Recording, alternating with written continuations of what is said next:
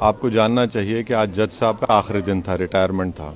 दूसरी बात ये थी कि उन्होंने 17 जनवरी को डिस्ट्रिक्ट मजिस्ट्रेट को रिसीवर अपॉइंट किया। तीसरी बात यह है कि आज जिन्होंने जो फैसला लिया है वो तो पूरे केस को डिसाइड कर दिया उन्होंने।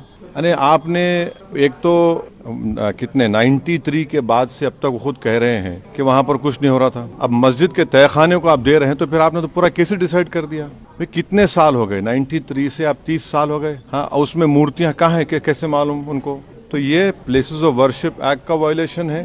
भाई 30 साल के बाद आप ये काम की इजाजत दे रहे हैं तो उनका तो एक काम था कि आप उनको 30 दिन का टाइम देते अपील के लिए।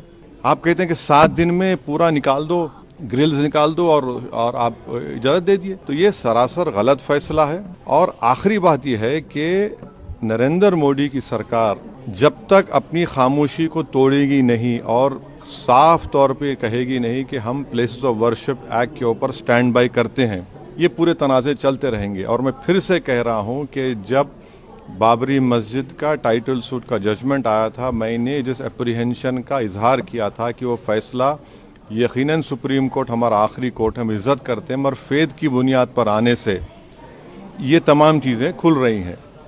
और उस सुप्रीम कोर्ट के फैसले में प्लेसेस ऑफ वर्शिप एक्ट को बेसिक स्ट्रक्चर का हिस्सा करार दिया गया था।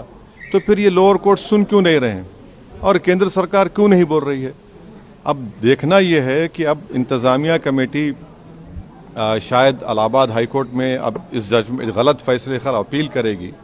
अब नहीं मालूम क्या फैसला आएगा। मगर 17 जनवरी को एक बात कहते हैं, फिर रिसीवर को बोलते हैं ये कर दो आप, आखिरी दिन आपका, खैर उनका इख्तियार है, उसको कोई रोक नहीं सकता। मैं आपके व्यूअर्स के समझने के लिए कह रहा हूँ। और प्लेसेस ऑफ वर्शिप एक्ट का मतलब क्या है? 30 साल से कुछ नहीं हो रहा है, आप उनको 30 दिन नहीं देते।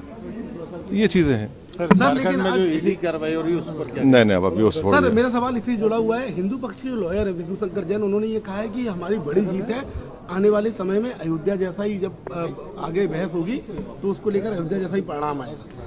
हाँ, 6 दिसंबर दोबारा हो सकता है इस देश में। 6 दिसंबर दोबारा हो सकता है, क्यों नहीं हो सकता है भाई? 86 हुआ, फिर हो सकता है, जब जीबी पंत थे, दोबारा हो सकता है।